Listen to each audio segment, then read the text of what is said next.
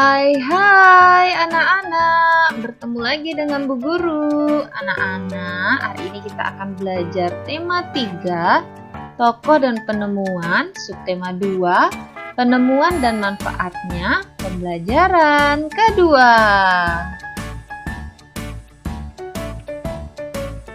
Tahukah anak-anak siapakah penemu jam? Kira-kira apa manfaat dari temuannya untuk kehidupan sehari-hari?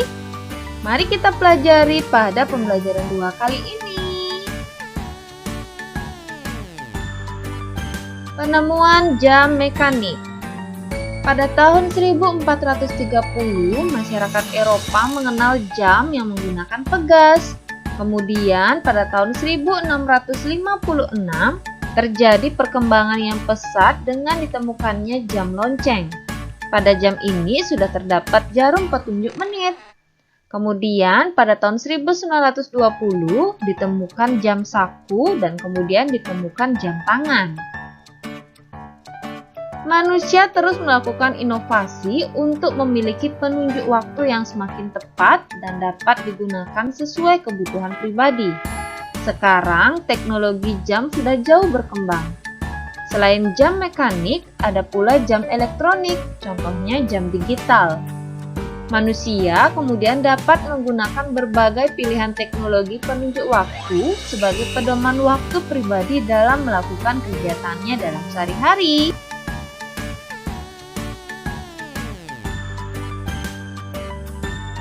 Nah, anak-anak, mengapa penemuan jam berkembang dari waktu ke waktu? Iya, jam menjadi patokan waktu sehingga terus dikembangkan agar mampu menunjukkan waktu yang lebih akurat dan pasti. Nah, kira-kira apa manfaat jam dalam kehidupan sehari-hari? Ya, benar anak-anak, sebagai penunjuk waktu dalam melakukan kegiatan sehari-hari. Jam adalah pengukur waktu yang sangat erat dengan kehidupan manusia. Dengan adanya jam, kita dapat menentukan waktu untuk melakukan aktivitas. Dengan mengatur waktu yang baik, kita menjadi pribadi yang disiplin waktu. Siti juga berusaha untuk menjadi pribadi yang disiplin waktu. Sekarang, ayo kita simak cerita Siti berikut ini.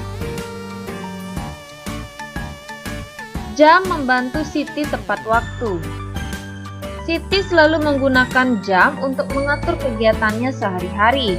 Siti bangun pagi pukul 5. Setelah ibadah dan mandi, Siti sarapan pagi.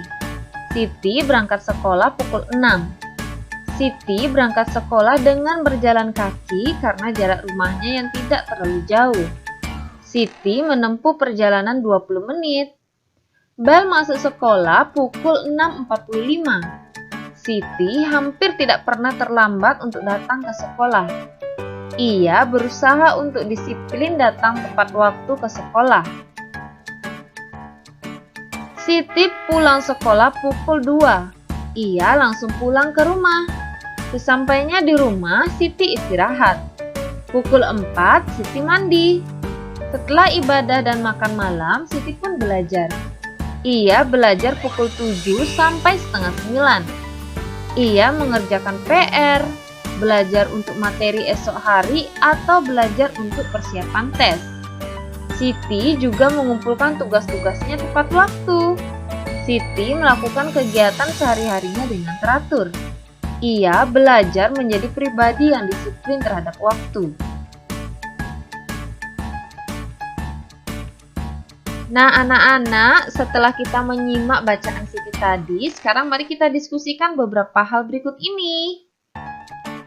Nah, hal baik apa yang sudah dilakukan Siti? Tepat sekali, hal baik yang sudah dilakukan Siti adalah tidak pernah terlambat datang ke sekolah, disiplin terhadap waktu, rajin belajar, rajin mengerjakan PR, mengumpulkan tugas-tugas tepat waktu, rajin beribadah, dan melakukan kegiatan sehari-hari dengan teratur. Apakah Siti mengatur waktunya dengan teratur? Iya, Siti mengatur waktunya sehari-hari dengan teratur. Mengapa Siti mengatur waktunya dengan teratur? Siti mengatur waktunya dengan teratur supaya menjadi pribadi yang disiplin terhadap waktu. Apa manfaat yang Siti dapatkan ketika ia mengatur waktunya dengan teratur? Manfaat yang Siti dapatkan ketika ia mengatur waktunya dengan teratur adalah ia dapat mengumpulkan tugas-tugasnya tepat waktu dan tidak pernah terlambat datang ke sekolah.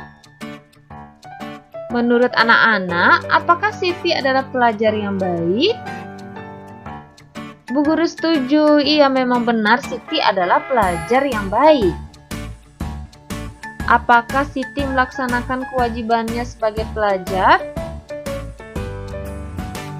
Iya, Siti melaksanakan kewajibannya sebagai pelajar karena Siti datang ke sekolah tepat waktu, rajin belajar, mengerjakan PR, dan mengumpulkan tugas-tugasnya tepat waktu.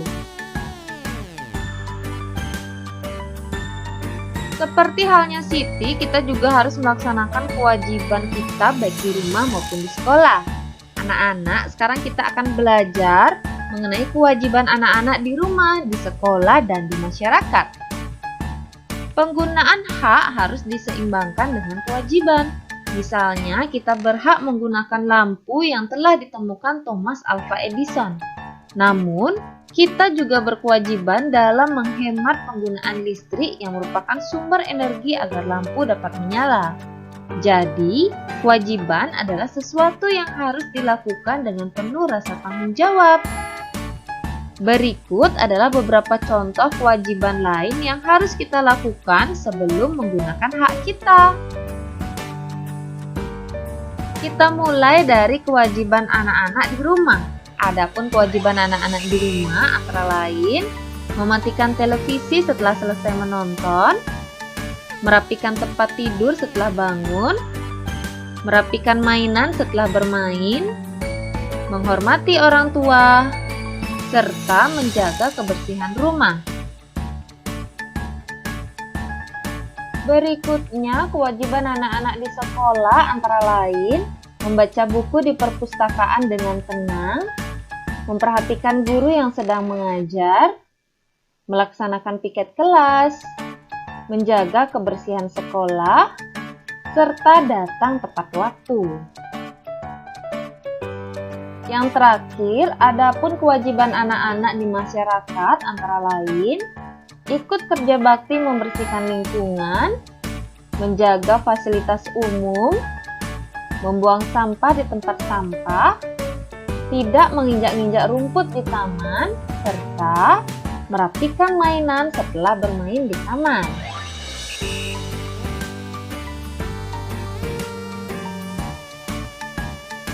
Pada subtema sebelumnya, anak-anak telah mempelajari interval nada berjarak setengah, 1, 1,5, dan 2. Nah, sekarang mari kita berlatih lagi menyanyikan lagu Maryam Tomoh dengan interval nada yang tepat. Silahkan anak-anak berlatih melalui video kakak kelas kalian berikut ini.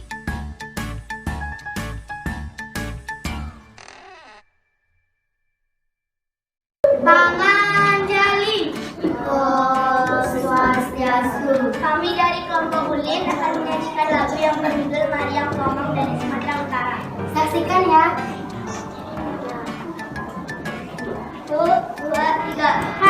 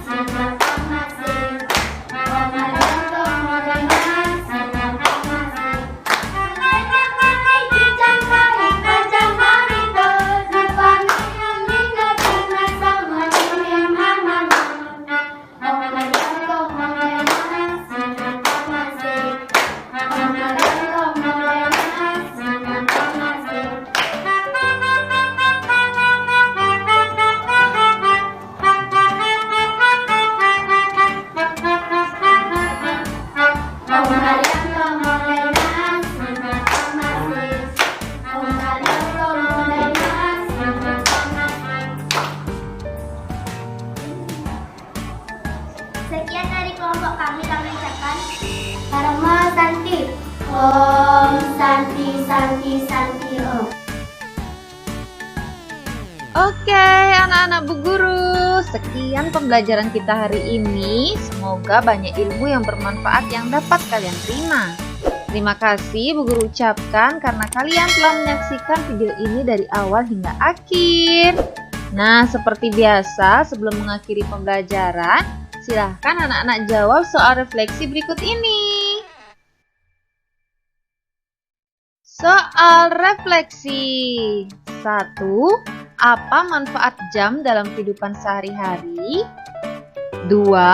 Apa manfaat yang Siti dapatkan ketika ia mengatur waktunya dengan teratur? 3. Jelaskan pengertian dari kewajiban. Yang terakhir, sebutkan kewajiban anak-anak di sekolah. Selamat mengerjakan anak-anak. Ibu Guru tunggu jawaban kalian dan sampai jumpa pada video-video pembelajaran berikutnya. Bye-bye